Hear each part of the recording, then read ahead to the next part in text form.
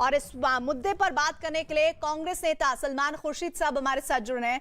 खुर्शीद साहब, बहुत बहुत स्वागत है आपका नेटवर्क 18 पर। मेरा सबसे पहला सवाल यह है कि आतंकियों ने अब अपने तौर तरीकों को बदला है और अब जो गैर कश्मीरी हैं उन्हें टारगेट किया जा रहा है। इसकी असल वजह आपके नजर में क्या है? देखिए, आतंकवाद के जो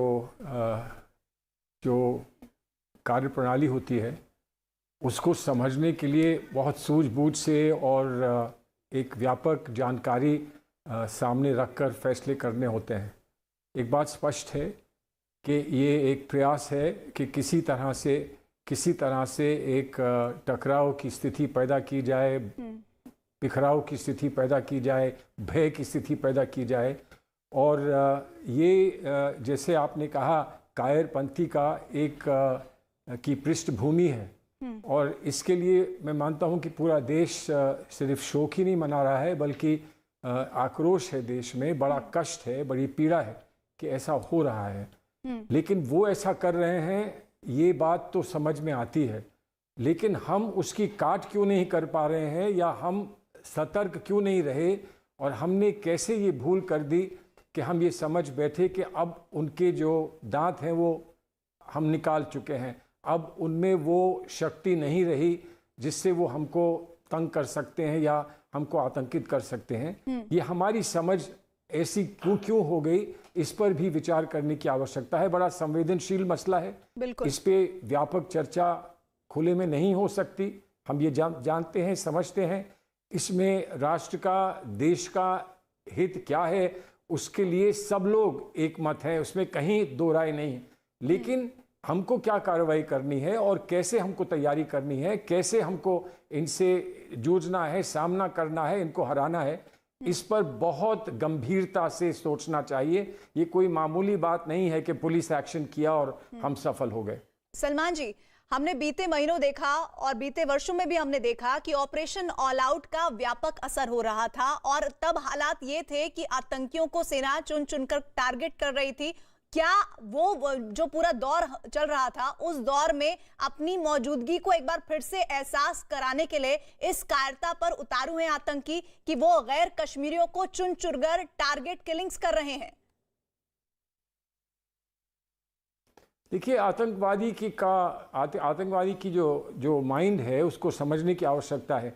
कहाँ पर सॉफ्ट टारगेट्स हैं और सॉफ्ट टारगेट्स से वो अधिक से अधिक फायदा उठा सकते हैं अपने लक्ष्य को लेकर, ये बड़ा स्पष्ट हो रहा है कि वो ऐसा कर रहे हैं। सॉफ्ट टारगेट्स हैं और इनको हमने क्यों नहीं पहले से सतर्कता पूर्वक, इनको हमने क्यों नहीं अपने प्रोटेक्शन में लिया या इनकी सुरक्षा पूर्ण रूप से हम नहीं कर पाए, ये हमें अपने आप से पूछना है। लेकिन जैसा मैंने कहा कि बहुत ज़्यादा व्यापक चर्चा हम खुले में करेंगे तो हम आतंकवाद को बढ़ावा देंगे। आतंकवाद यही चाहता है कि हम लोग इसमें उलझ जाएं और उनसे लड़ने में हमारा ध्यान बच जाए। इस समय और कुछ नहीं, इस समय देश की सारी सुरक्षा बलों को और हमारी फौज को, मिलिट्री को सिर्फ पूरा सपोर्ट देकर हमें ये सुनिश्चित करना है कि ये जो खेल हो रहा है और बड़ा घिनौना खेल हो रहा है, इसको समाप्त फौरन किया जाए और पूर्ण रूप से समाप्त किया जाए। सलमान खुर्शीद जी, आप कांग्रेस के वरिष्ठ नेताओं में शुमार हैं। आपने कई बार कश्मीर पर बहुत ही संवेदनशील बयान दिए हैं। ऐसे में मैं आपसे वो सुझाव जानना चाहती हूँ जो मौजूदा वक्त में अपनाए जाएं तो इन मौतों के सिलसिले को रोका जा सकता है। देखिए, सबसे पहली बात यह है कि जब भी ऐसा कोई संकट आता है, देश पर हो, देश के किसी क्षेत्र पर हो, तो सबसे पहले आपस में सब लोगों को, जो राजनीतिक पटल पर सबसे उच्च स्तरों पर हैं या जिनको अनुभव है, उनको आपस में मिलकर बातचीत करनी चाहिए। सरकार ये लड़ाई अकेले नहीं लड़ सकती।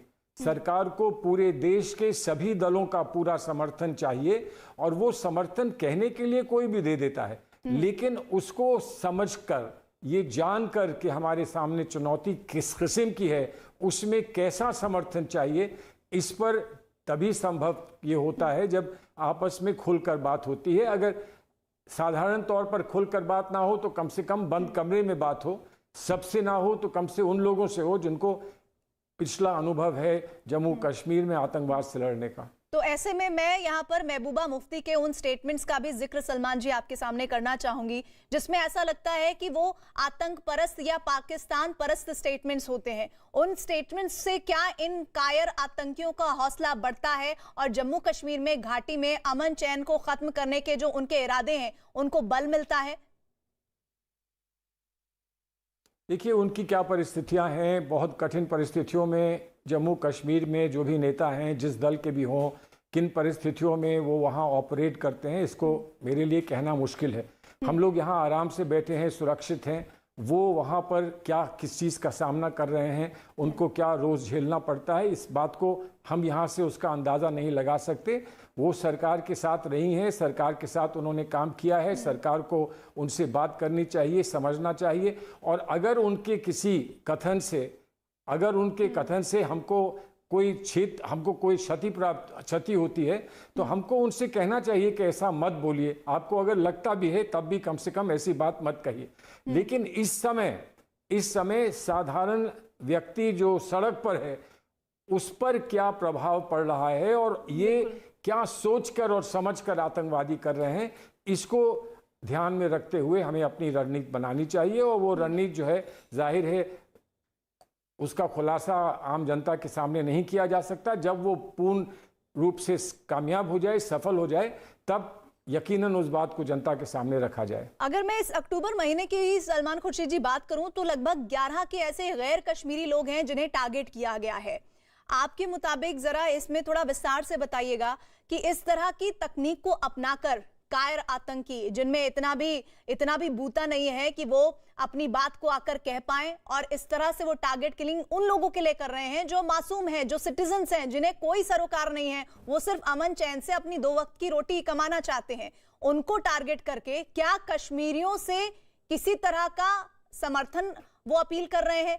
ये कह रहे हैं कि हम आपको टारगेट नहीं करेंगे, हम गैर कश्मीरियों को टारगेट करेंगे। आपके मुताबिक उनकी जो दिमागी तौर पर सोच है वो क्या बतलाती है? मैं तो मानता हूँ ये खोखली सोच है। मैं तो मानता हूँ कि दिवालिया हुई की सोच है।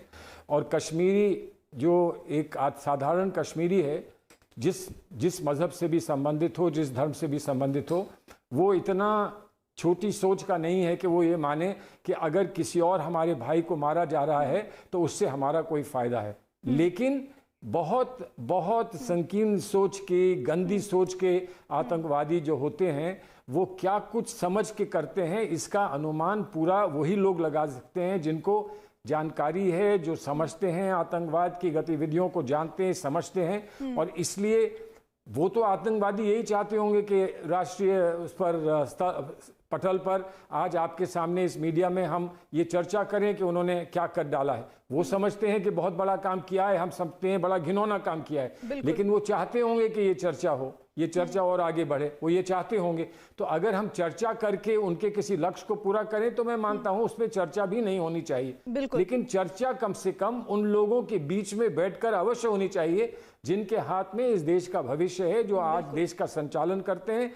और संचालन करना सिर्फ सरकार में बैठे लोगों का अधिकार नहीं होता, विपक्ष के लोगों का भी अधिकार होता है, क्योंकि हम एक डेमोक्रेसी हैं, हम एक लोकतंत्र हैं जिसमें प्रतिपक्ष भी होता है, जिसमें सरकार भी होती है, जिसमें ऑपोजिशन भी होता है। सबको एक साथ मिलकर देश की हर निर्णय में देश में भागीदारी करनी चाहिए। सलमान जी, बहुत बहुत शुक्रिया इन टारगेट किलिंग्स पर खुलकर अपनी बात को रखने के लिए। और एक बड़ा संदेश मुझे लगता है जो आपने सुझाव दिया है वो मौजूदा सरकार भी आपकी तरफ से सुन रही होगी कि कम से कम आप हम सब से, यानी कि सत्ता पक्ष तो बात करे ही, नीति निर्धारण करे ही, लेकिन उससे पहले विपक्ष से बात करें और वहां जम्मू कश्मीर के जो नेता हैं उनको भी इस पूरी बातचीत का हिस्सा बनाएं ताकि एक निर्णायक फैसला लिया जाए और इस तरह की टारगेट किलिंग्स को रोका जाए। शुक्रिया हमारे साथ जुड़ने के लिए। और एक ब्रेक के लिए हम यहाँ पर